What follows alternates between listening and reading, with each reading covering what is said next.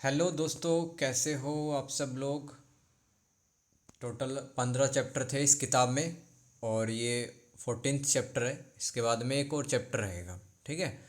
और यहाँ से आप मानो कि 20 नंबर का एक सवाल आता है। वो क्या आएगा, वो चैप्टर में पढ़ेंगे तब मैं आपको बता दूंगा कि दोनों सवालों में से एक सवाल है वो हर साल पूछा जाता है 20 नंबर का। तो इस चैप्टर में भी हम बहुत ध्यान से पढ़ेंगे, एक एक चीज़ समझते हुए।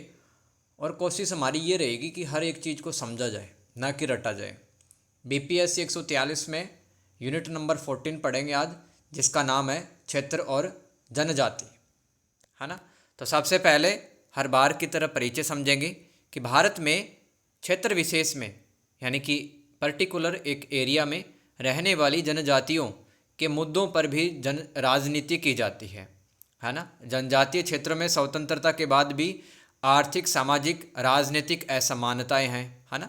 काफ़ी सारे ट्राइबल एरिया ऐसे हैं जहाँ पर विकास नहीं हुआ है, उनको कोई काम धंधा नहीं मिलता है, शिक्षा स्वास्थ्य में वो लोग पिछड़े हुए हैं। जनजातीय समाज के कमज़ोर व वंचित वर्गों में आती है।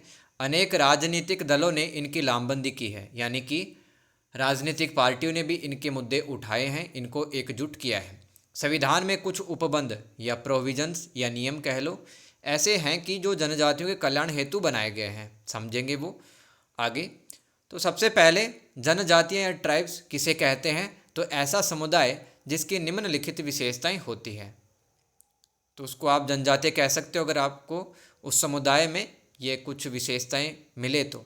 जो एक निश्चित इलाके पर रहती है, जिनकी एक अपनी अलग संस्कृति, भाषा, रीति रिवाज होते हैं, जो अपने ही समुदाय में शादी करते हैं।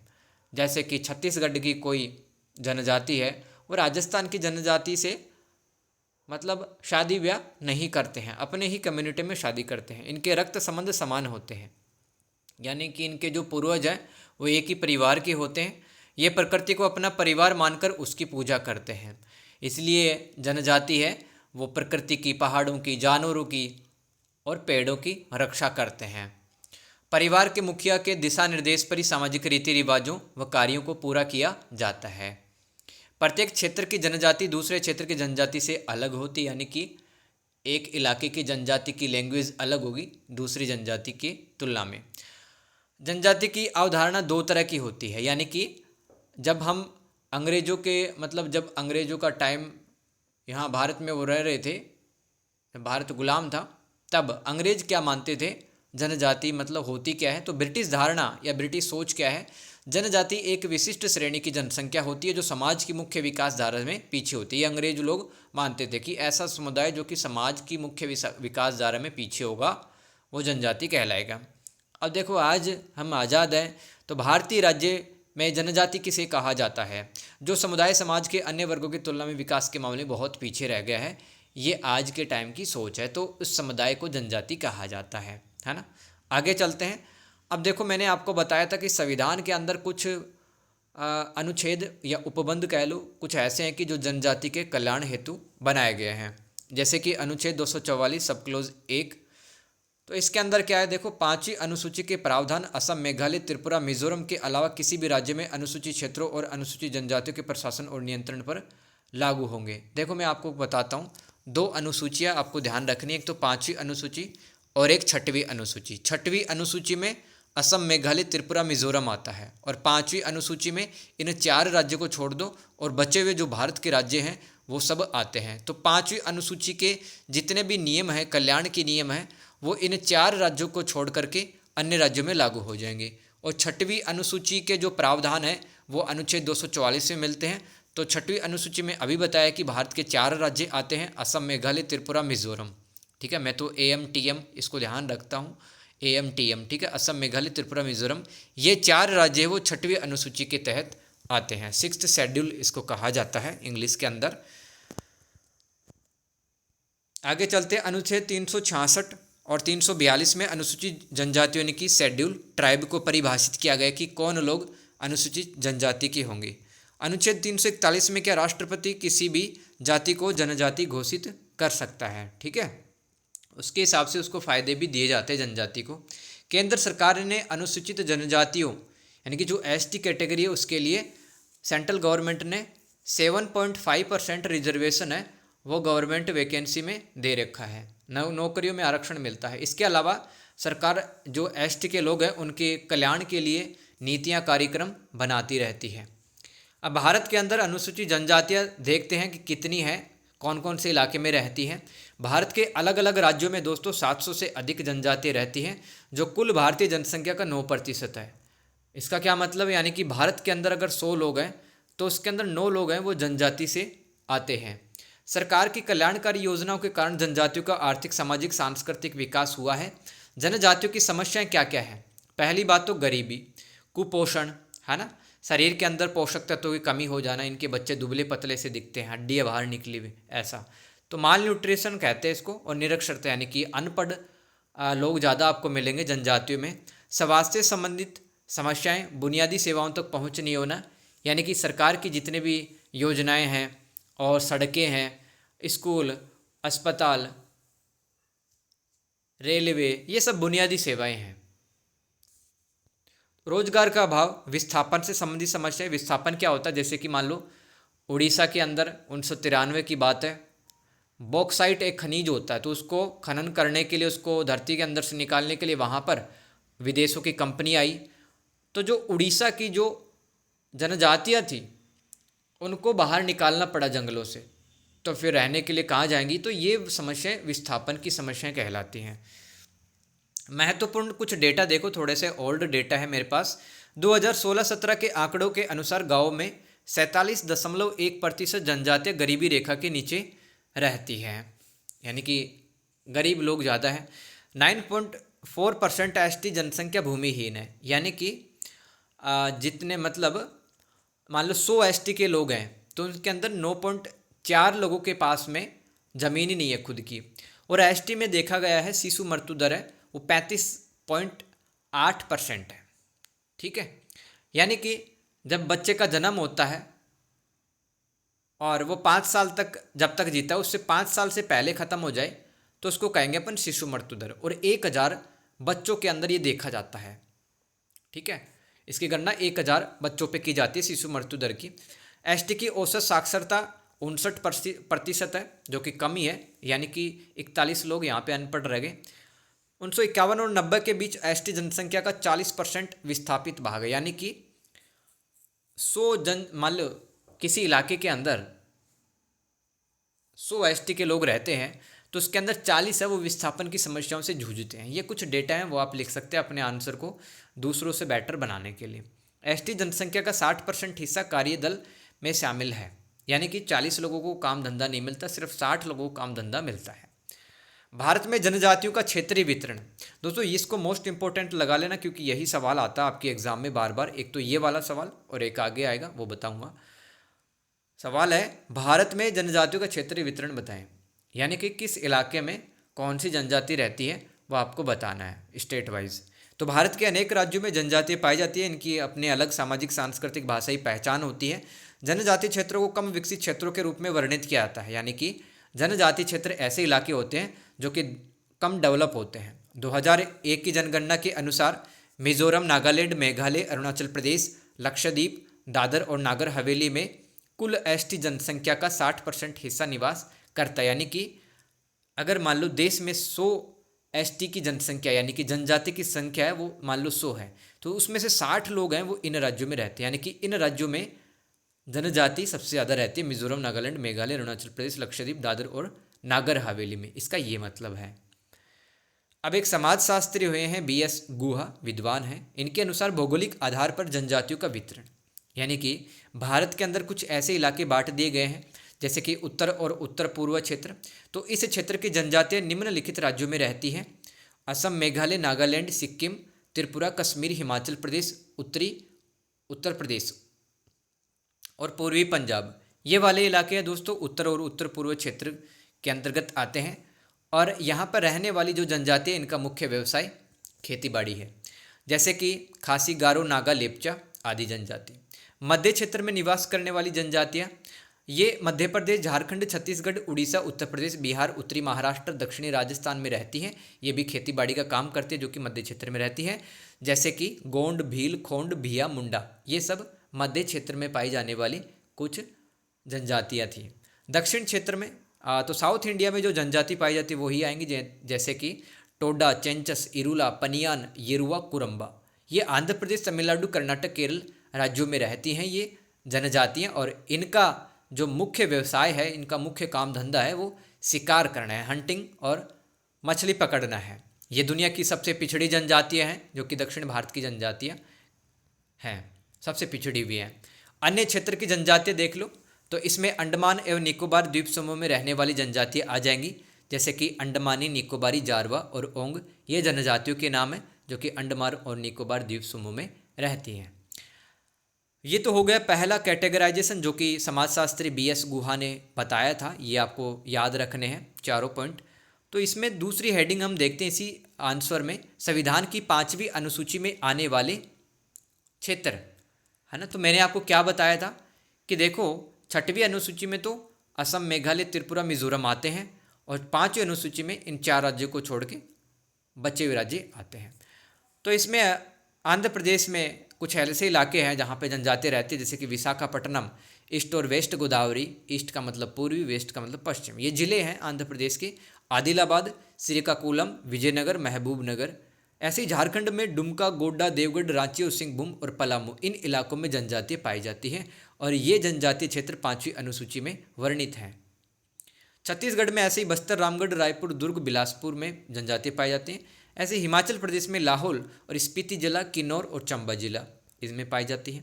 मध्य प्रदेश में देखो झाबुआ, मांडला, धार, खरगोन, बैतूल, बालाघाट, मुरैना, ये जिलों के नाम है, मध्य प्रदेश के डिस्ट्रिक्ट हैं, यहाँ पे जनजातियाँ पाई जाती हैं। ऐसे गुजरात में सूरत, भड़ोच, वलसाड़, पंचमहल, साबरकांठा। महाराष्ट्र में थाने, नासिक, अहमदनगर, पुणे, अमरावती, गढ़चिरौली और चंदनपुर। जितने याद हो सकते उतना याद करना चाहिए, क्योंकि 20 नंबर का सवाल ये लगभग कन्फर्म होता है हर साल। ऐसे ही उड़ीसा में मयूरभंज, गंजम, कालाहांडी, बालासुर। कालाहांडी देश का सबसे पिछड़ा हुआ गरीब इलाका है कालाहांडी, ध्यान रखना। और यहाँ पे बॉक्साइट की खनन करने वाली कंपनियाँ हैं, मल्टीनेशनल कंपनी हैं। बालासोर, सुंदरगढ़, कोरापुट।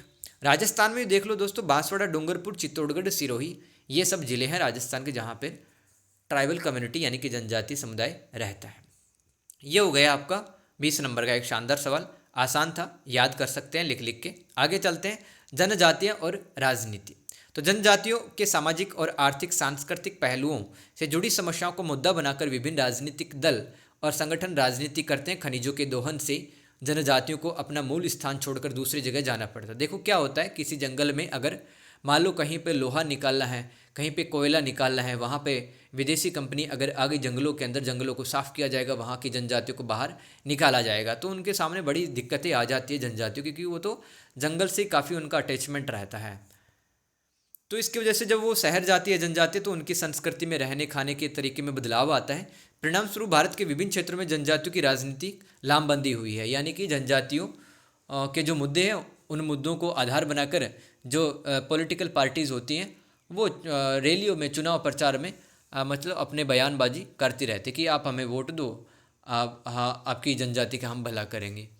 लामबंदी के विभिन्न तरीके देखो तो भारत के पूर्वोत्तर और मध्य क्षेत्र और अन्य क्षेत्र में जनजातियों के मुद्दे विभिन्न राजनीतिक दलों को, नागरिक समाजों को, मीडिया, जनजातियों के मुखियाओं ने सार्वजनिक मंचों पे उठाए हैं और इन्होंने विभिन्न तरीके अपनाए हैं। अब जनजातियों की अलग अलग प्रॉब्लम रहती है, रोजगार से संबंधित है ना, शिक्षा नहीं है, स्वास्थ्य नहीं है, तो नागरिक समाज, मीडिया यानी कि अखबारों में आती है कि इस जनजाति को ये समस्या है, और जो पॉलिटिकल पार्टी, जो राजनीतिक दल होते हैं, पार्टियाँ, तो वो भी मुद्दे उठाती हैं। तो कौन कौन से तरीके अपनाती हैं, तो तरीके देखो, लामबंदी के विभिन्न तरीके। राजनीतिक दलों द्वारा चुनाव प्रचार के दौरान जनजातियों के मुद्दों को उठाना। राजनीतिक दल जो सत्ता में रहती है, जिसकी सरकार रहती है जिस पार्टी की, उसके द्वारा जनजातियों के कल्याण हेतु कानून लेके आना। जैसे कि दोस्तों भारत सरकार ने 2006 में जनजातियों के लिए एक अधिनियम बनाया था। ऐसे ही दोस्तों सोशल मीडिया, जैसे कि इंस्टाग्राम, फेसबुक पे देख सकते हैं, जनजातियों की समस्याएं आती रहती है और सोशल मीडिया पे उठाया जाता है उन समस्याओं को। ऐसे प्रिंट मीडिया में दोस्तों आपका अखबार आता है, मैगजीन आता है, और रेडियो पर जनजातियों की समस्या सरकार के सामने लेके आई जाती है। नागरिक समाज अपने स्तर पर संसाधनों को जुटाकर जनजातियों का भला करते हैं। नागरिक समाज दोस्तों मैंने पहले ही बता रखा है कि आप और मैं समाज का हिस्सा है, और आप और मैं अगर मिलकर के सरकार की बिना सहायता से, यानी कि हम सरकार से पैसा नहीं लेंगे और 5-10 लोग मिल गए और उन्होंने एक संगठन बना लिया, उसी को नागरिक समाज कहते हैं। और नागरिक समाज है दोस्तों अपने बलबूते पर वो जनजातियों की समस्याओं का निराकरण उनको दूर करते हैं, उनकी समस्याओं को। जनजातियों के मुखिया और नेता भी सरकार के खिलाफ धरना प्रदर्शन करके लोगों को लामबंद करते हैं, एकजुट करते हैं सरकार के खिलाफ। जनजाति आंदोलन की विरासत। तो देखो, भारत में जो जनजाति आंदोलन कब से शुरू हुए, ये इसमें दिया गया है। कौन कौन से आंदोलन हैं 1947 से पहले। तो सबसे पहले हम समझेंगे कि अंग्रेजों के टाइम से ही जनजातीय आंदोलन है वो शुरू हो गए थे, और इन आंदोलनों के कारण थे जनजातीय आंदोलनों के। पहला कारण था जनजातियों से उनके ज़मीनों के अधिकार छीन लेना, जैसे अंग्रेज़ों ने छीने। जबरन भूमि से बेदखल उनको बाहर भगा देना, जबरन मजदूरी करवाना, अत्यधिक लगान लगा देना, बहुत ज़्यादा टैक्स लगा देना जनजातियों पर। जमींदारों, साहूकारों, अंग्रेजों द्वारा शारीरिक, मानसिक व आर्थिक शोषण करना जमींदारों का। किसानों को उचित न्याय न मिल पाना, इस टाइप से मतलब इन कारणों की वजह से जनजातियों ने आंदोलन किए हैं। अब भारत के प्रमुख जनजातीय आंदोलन देखो, बहुत इंपॉर्टेंट है कंपटीशन एग्जाम के लिए भी। जैसे भील विद्रोह 1818 में पहली बार हुआ था और 1913 में भी हुआ था, ये पश्चिम घाट में हुआ था भील विद्रोह। ऐसे ही रामोसी विद्रोह जो कि 1822 में पश्चिमी घाट में हुआ। ऐसे कोल विद्रोह, कोल जनजाति का नाम है जो कि छोटा नागपुर क्षेत्र में पाई जाती है। छोटा नागपुर क्षेत्र ये झारखंड का इलाका है, 1832 ईस्वी में हुआ था। खोंड विद्रोह 1837 में, संथाल विद्रोह 1855 में बिहार में हुआ। ऐसे मुंडा जनजाति ने छोटा नागपुर क्षेत्र में 1899 में विद्रोह किया था। ताना भगत आंदोलन 1914 में हुआ। चैंचू विद्रोह ये आंध्र प्रदेश का है 1921, और रंपा विद्रोह ये आंध्र प्रदेश का वापस से 1922 में हुआ। अहोम विद्रोह, ये अहोम दोस्तों एक जनजाति, एक समुदाय का नाम 1828 में किया था। खासी विद्रोह मतलब मेघालय के अंदर खासी एक जनजाति का नाम है, उन्होंने 1830 में अरुणाचल प्रदेश के आसपास इलाकों में विद्रोह किया था। और कुकी विद्रोह, कुकी ये असम और मणिपुर क्षेत्रों में रहते 1917 में किया था। और नागा आंदोलन नागा ने किया, नागा लोगों ने 1905 और 1931 के बीच में। 1918 में नागाओं ने नागा क्लब की स्थापना की, जिसे 1946 में नागा राष्ट्रीय समिति यानी कि इसको नागा नेशनल कमेटी कहते हैं। नागा क्लब ने ब्रिटिश सरकार से निवेदन रिक्वेस्ट किया कि हमें खुद से डिसीजन लेने के अधिकार दिए जाए। ये नागा क्लब ने ब्रिटिश सरकार से रिक्वेस्ट की थी, तो नागा क्लब बना। और इसी नागा क्लब को बदल करके नागा राष्ट्रीय समिति बना दिया गया 1946 में। स्वतंत्रता के बाद के जनजाति आंदोलन, यहाँ से भी दोस्तों सवाल आया हुआ है। ये 20 नंबर का दूसरा सवाल होता है अपना, ठीक है, क्योंकि अच्छा खासा इसमें लिखने को रे पूछता है एग्जामिनर कि स्वतंत्रता के बाद के 1947 के बाद के भारत के जनजाति आंदोलनों की प्रकृति बताएं या विशेषताएं बताएं। इस प्रकार से आ सकता है, समझ जाना। स्वतंत्रता के बाद से जनजातियों ने अपनी आर्थिक, सांस्कृतिक, राजनीतिक स्वायत्तता यानी कि स्वतंत्रता प्राप्त करने हेतु आंदोलन किए हैं, ताकि वे स्वयं को शोषण से बचा सकें तथा अपनी पहचान सुरक्षित रख सकें। उत्तर पूर्व भारत में जनजाति आंदोलन हम देखते हैं, यानी कि इसमें नागालैंड, अरुणाचल प्रदेश, मेघालय, इन क्षेत्रों की बात की जाएगी दोस्तों। तो बहुत सारे मुद्दों को लेकर भारत के जो नॉर्थ ईस्ट पार्ट है वहाँ पर हिंसा, विवाद, आगजनी हुई है। जैसे कि कुछ मैंने एग्जाम्पल दे रखे हैं। मणिपुर में नागा एवं कुकी जनजातियों के बीच कन्फ्लिक्ट, संघर्ष हुआ। ऐसे ही असम में कुकी और कार्बी समुदाय के बीच में संघर्ष हुआ, समुदाय या जनजाति कह सकते हो। असम में बोडो जनजाति द्वारा एक अलग से इलाका मांगा गया है कि हमें बोडोलैंड बना दो आप, है ना। जैसे कि आप जानते हैं कि साल 2000 ईस्वी के अंदर, आज से 25 साल पहले छत्तीसगढ़, झारखंड और उत्तराखंड बना था, वैसे ही बोडो लोग हैं वो बोडोलैंड की मांग करते हैं। ऐसे मेघालय में मूल जनजातियों और बाहर की जो जनजातियाँ थी उनके बीच में संघर्ष हुआ। जनजातीय आंदोलनों के प्रकार देखो आप किस टाइप के होते हैं। धार्मिक और सामाजिक सुधार आंदोलन, पृथक राज्य के लिए आंदोलन जैसे कि बोडो समुदाय चलाता है, विद्रोह आंदोलन और सांस्कृतिक अधिकार आंदोलन। सांस्कृतिक अधिकार मतलब कि किसी जनजाति को लगता है कि हमारे सांस्कृतिक पहचान को खतरा, हमारी भाषा को, हमारे कल्चर को, रीति रिवाज को, मूल्यों, श्रद्धा, परंपरा, विश्वास, इनको खतरा है, तो कि कोई एक जनजाति है वो आंदोलन करते हैं। ये टाइप है जनजाति आंदोलन के। नागा जनजाति ने अपने आत्मनिर्णय लेने तथा स्वायत्तता के लिए 1946 में नागा राष्ट्रीय समिति NNC का गठन किया। ध्यान देना, बहुत ही ज़्यादा इंपॉर्टेंट है, इसको रट लेना लिख लिख के। अब कहानी शुरुआत होती है दोस्तों। जो नागा कम्युनिटी है, सबसे ज़्यादा विद्रोह इन्होंने किया है अपने अधिकारों को लेकर के। तो सबसे पहले 1946 में नागा राष्ट्रीय समिति NNC बना। और आपको मैंने बताया था इससे पहले NNC को नागा क्लब के नाम से जाना जाता था। फिर नागा अकबर हैदरी समझौता क्या था 1947 में। ये अकबर हैदरी कौन थे? ये असम के उस टाइम के राज्यपाल थे अकबर हैदरी। तो 1947 को अकबर हैदरी और नागा राष्ट्रीय परिषद के बीच 9 सूत्रीय समझौते पर हस्ताक्षर हुए। और दोस्तों 9 सूत्र क्या थे, 9 पॉइंट क्या थे? देखो, नागाओं को न्यायिक, कार्यकारी और विधायी स्वायत्ता दी गई।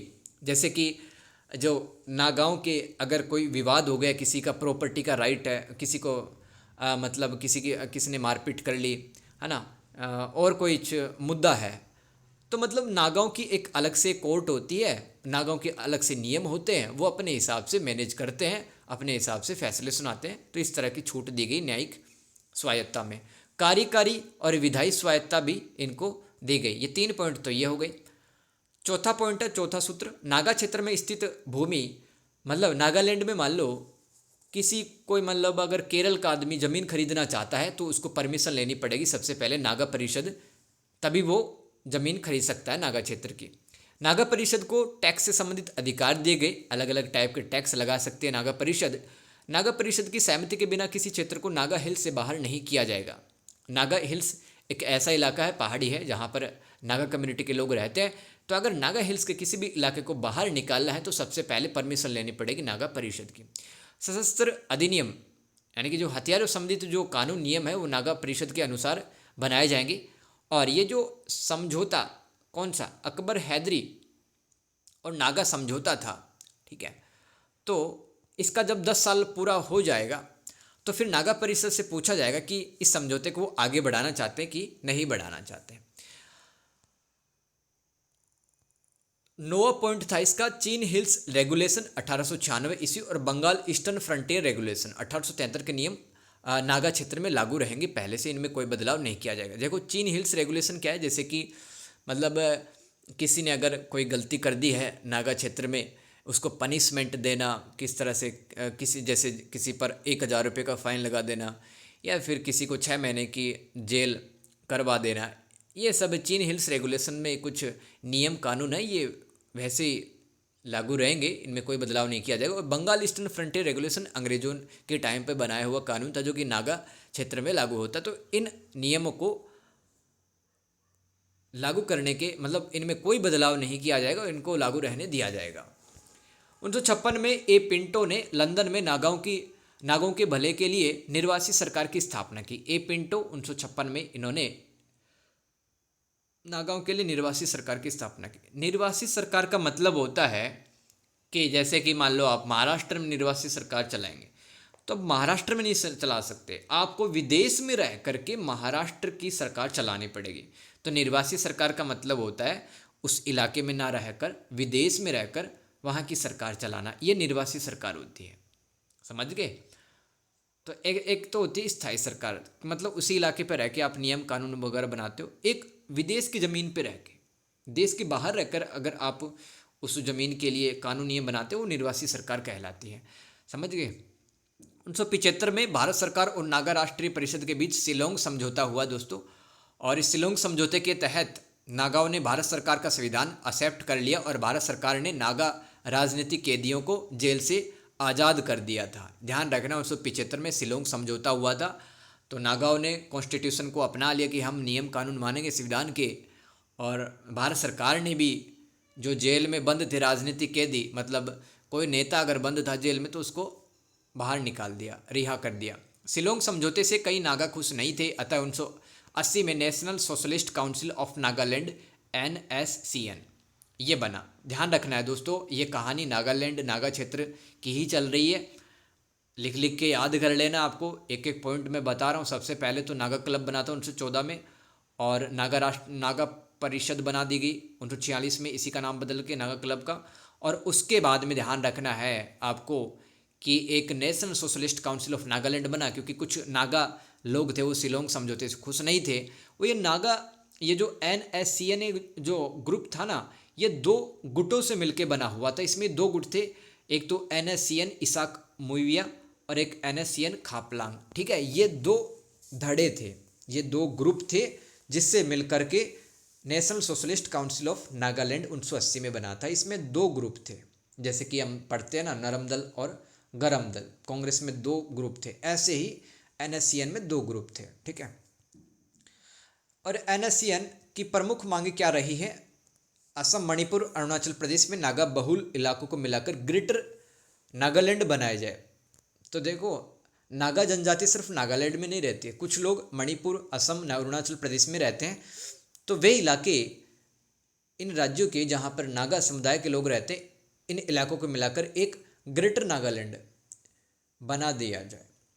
लेकिन बना तो नहीं है, लेकिन मांग तो आज भी करते हैं। ग्रेटर नागालैंड को कहीं कहीं पर नागालिम भी कहते हैं। नागालिम एक क्षेत्र का नाम है। बोडो जनजाति असम में स्वदेशी समुदाय। अब थोड़ा सा कहानी शिफ्ट करते हैं। नागा जनजाति की हमने कहानी समझ ली है। बोडो जनजाति असम में एक स्वदेशी समुदाय, यानी कि हजारों सालों से यहीं पे रहते आए हैं। 1980 में असम में कार्बी जनजाति और बोडो जनजाति के बीच संघर्ष की स्थिति उत्पन्न हुई थी। अब देखो, 1971 में आपको याद होगा ये कहानी। 1971 में जो बांग्लादेश में पाकिस्तानी सेना ने नरसंहार किया था, बहुत सारे लोगों का खून किया पाकिस्तानी सेना ने, और कुछ लोग भाग करके वो असम के अंदर आ गए थे। बांग्लादेश के हिंदू और मुसलमान दोनों ही थे उसमें, ठीक है। तो विदेशी लोग काफ़ी ज़्यादा आ गए असम के अंदर। इसलिए दोस्तों, असम में ऑल असम स्टूडेंट यूनियन आसू और ऑल असम गण संग्राम परिषद ने मिलकर के एक आंदोलन किया 1978 में कि जो हिंदू और मुसलमान जो बांग्लादेश म्यांमार से आए हैं भाग करके इलीगल रूप से भारत के अंदर शरण ले ली, तो इसकी वजह से क्या हुआ कि असम के संसाधनों का दोहन हो रहा है। असम में वो लोग, कुछ लोग क्राइम कर रहे हैं, ठीक है।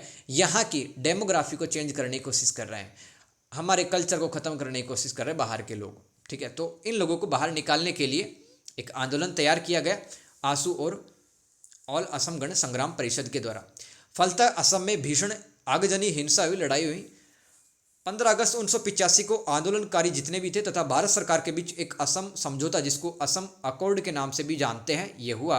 और 25 मार्च 1971 के बाद में इस समझौते के तहत कहा गया कि जितने भी हिंदू और मुसलमान थे, वो 25 मार्च 1971 के बाद में जितने भी हिंदू मुसलमान आए हैं असम के अंदर, वो बाहर चले जाएं। यह असम समझौते में कहा गया है। बोडो समुदाय असम समझौते से फिर भी खुश नहीं हुआ, क्योंकि बोडो क्षेत्र में जो रहने वाले लोग थे, तो इनको चाहिए था हमारे लिए बोडोलैंड बनाया जाए। तो इन्होंने अपनी मातृभूमि व सांस्कृतिक पहचान स्वायत्ता बचाने हेतु एक अलग बोडोलैंड क्षेत्र की मांग की है। और हालांकि भारत सरकार ने अभी तक इनकी ये मांग पूरी नहीं की है। All India Bodo student union, ये बोडो जनजाति की भले की बात करता है। तो इसने 92 सूत्रीय मांग, यानी कि 92 पॉइंट रखी है भारत सरकार के सामने, जिसमें बोडो समुदाय के उत्थान, यानी कि इनकी प्रगति, शिक्षा, संस्कृति, भाषा, अधिकारों की बात शामिल है। ये जो all India Bodo student union है, इसने भारत सरकार के साथ अब तक 3 समझौते किए हैं। 3 समझौते 3 साल में हुए, 1993, 2003 और 2020 में। असम के एक जिला है दोस्तों, उस जिले का नाम है कार्बी आंगलोंग जिला। इसमें कार्बी जनजाति के लोग रहते, तो इनको भी शिकायत है कि हमें भी अधिकार आज़ादी दी जाए।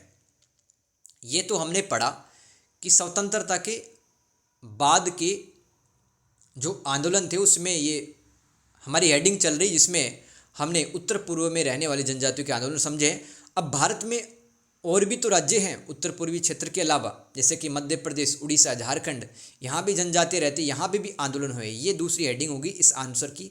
तो भारत में जनजातियों की ने सांस्कृतिक, सामाजिक, अर्थव्यवस्था, आधुनिकीकरण जैसे मुद्दों को लेकर आंदोलन किए कि हमारे यहाँ पे विकास नहीं है, हमारे यहाँ पे सड़कें, अस्पताल, स्कूल नहीं है, ठीक है।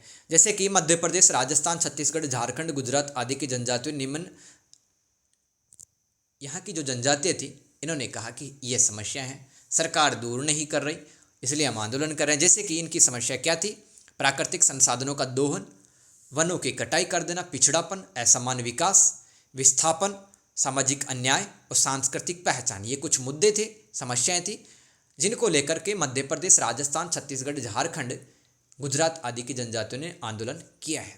साल 2000 ईस्वी में जनजातियों के आंदोलन के कारण ही 3 राज्यों का गठन किया गया। पहले भी बता चुका हूँ, झारखंड, छत्तीसगढ़, उत्तराखंड। उत्तर प्रदेश से उत्तराखंड अलग हुआ, मध्य प्रदेश से छत्तीसगढ़ अलग हुआ और बिहार से झारखंड अलग हुआ। तो झारखंड में प्राकृतिक संसाधनों के दोहन को रोकने के लिए 4 फरवरी 1973 को झारखंड मुक्ति मोर्चा JMM की स्थापना की गई और जेएमएम की स्थापना 2 नेताओं के द्वारा की गई, शिबू सोरेन और विनोद बिहारी महतो। आप जानते हैं दोस्तों, झारखंड में कोयला, लोहा, बॉक्साइट ये खनिज पदार्थ मिलते हैं और इनको निकालने के लिए विदेशी कंपनी आती है, वहाँ के जंगलों को काटती है, बाहर जनजातियों को बाहर निकालती हैं, तो दिक्कतें आती हैं। छत्तीसगढ़ में भी जनजातियों के भले के लिए एक संगठन 1978 में बना दिया गया, जिसका नाम था छत्तीसगढ़ मुक्ति मोर्चा। मध्य प्रदेश की भी जो गोंड और भील जनजाति थी, इन्होंने भी आंदोलन तैयार किया। एमपी की जनजातियों की समस्या क्या है? गरीबी, भूखमरी और बेरोजगारी। उड़ीसा में मैंने आपको बताया था 2 इलाके बहुत ही ज़्यादा गरीब हैं, जैसे कि कोरापुट और कालाहांडी। यहाँ पे दोस्तों 1993 ईस्वी में बॉक्साइट खनिज के खनन हेतु बहुराष्ट्रीय कंपनी स्थापित की गई और जिसके खिलाफ जनजातियों ने इसका स्पेशल विरोध किया था। ये दोस्तों हमारा एक बढ़िया सा सवाल पूरा हो गया, जिसका मैंने आपको बताया था कि किस तरह से आएगा ये सवाल, कि स्वतंत्रता के बाद के जनजाति आंदोलन या स्वतंत्रता जनजातीय आंदोलन। एक हेडिंग देखते हैं, यहाँ से सवाल आता नहीं है, पढ़ लेते हैं, चैप्टर खत्म हो जाएगा फिर आपका। क्षेत्रीय विकास और जनजाति निवास क्षेत्र, यानी कि जनजाति जिस इलाके में निवास करती है वहाँ पर जो विकास है वो किस तरह से हो रहा है या हुआ है। जनजातीय क्षेत्रों में विकास असमान तरीके से हुआ, यानी कि किसी इलाके में विकास ज़्यादा हुआ, किसी इलाके में कम हुआ। सरकार को विकास के कार्यक्रम चलाते समय जनजातियों की पहचान व उनके रीति रिवाज ध्यान में रखने पड़ते हैं, जैसे कि उत्तर पूर्वी राज्यों में नागालैंड और मिजोरम ने मानव विकास सूचकांक ह्यूमन डेवलपमेंट इंडेक्स में अच्छा प्रदर्शन किया है। देखो, मान लो कि झारखंड में एक हाईवे बनना है, तो जब हाईवे बनता है ना, तो सरकार को ध्यान रखना पड़ता है कि कुछ देखो पेड़ तो कटेंगे, जनजातियों को विस्थापित करना पड़ेगा, बाहर इनको थोड़ा निकालना पड़ेगा जंगलों में रहने वाले लोगों को, तो पहले से ही मकान वगैरह बना दिए जाते हैं। कुछ उनके लाइवलीहुड के लिए, उनकी नौकरी काम धंधे के भी सरकार है वो एफर्ट कर देती है, और इस तरह से सरकार उस हाईवे को बनाती है कि इनकी पहचान को, इनकी आजीविका को कोई खतरा ना हो। मिज़ोरम और नागालैंड में दोस्तों काफ़ी ज़्यादा एजुकेशन और हेल्थ है वो बेटर हुई है। तो ये हमें कौन सा सूचकांक, कौन सा इंडेक्स बताता? मानव विकास सूचकांक ही बताता है। कोई राज्य अगर HDI में अच्छा परफॉर्म कर रहा है तो इसका मतलब होता है कि वहाँ पे एजुकेशन, वहाँ पे किसी की लाइफ क्वालिटी, वहाँ पे हेल्थ सर्विसेज अच्छी है। मध्य प्रदेश, झारखंड, उड़ीसा, छत्तीसगढ़ का HDI यानी कि मानव विकास सूचकांक में खराब प्रदर्शन है, यानी कि यहाँ पे शिक्षा, स्वास्थ्य, ये सब समस्याएं हैं वो आज भी बनी हुई हैं। वनों में रहने वाली जनजातियों की आजीविका, खाद्य असुरक्षा, वनों संसाधनों पर अधिकारों को सुरक्षित रखने तथा पारिस्थितिक संतुलन, यानी कि यहाँ के इन्वायरमेंट को नुकसान न हो, यहाँ के लोगों को ज़मीनों के अधिकार बने रहे, इसलिए भारत सरकार ने 2006 में एक एक्ट पास किया था, एक अधिनियम बनाया था, जिसका नाम था, याद रख लेना, अनुसूचित जनजाति और अन्य परंपरागत वनवासी अधिनियम 2006। इस अधिनियम के लागू होने से जनजातियों का कल्याण हुआ है। तो दोस्तों ये चैप्टर कंप्लीट हो गए, एक और चैप्टर बचा हुआ है। नोट्स बना लेना, 2 ही सवाल रिपीट होते, 20-20 नंबर के, दोनों सवाल बता दिए मैंने, लिख लिख के याद कर लेना। तो मेरे को ज़रूर से बताना कि आपको ये चैप्टर है कितना समझ में आया है। जितना सच हो सकता है उतना सच लिखना, ठीक है? नहीं समझ में आया है तो बताना कहाँ पे क्या दिक्कत है, कौन सा पार्ट आपको समझ में नहीं आया। और दोस्तों इसी तरह से हम पढ़ते रहेंगे, समझते रहेंगे चीज़ों को, और इस बुक के सिलेबस को कंप्लीट कर लेंगे नेक्स्ट क्लास में। Thank you so much everyone, God bless you, take care.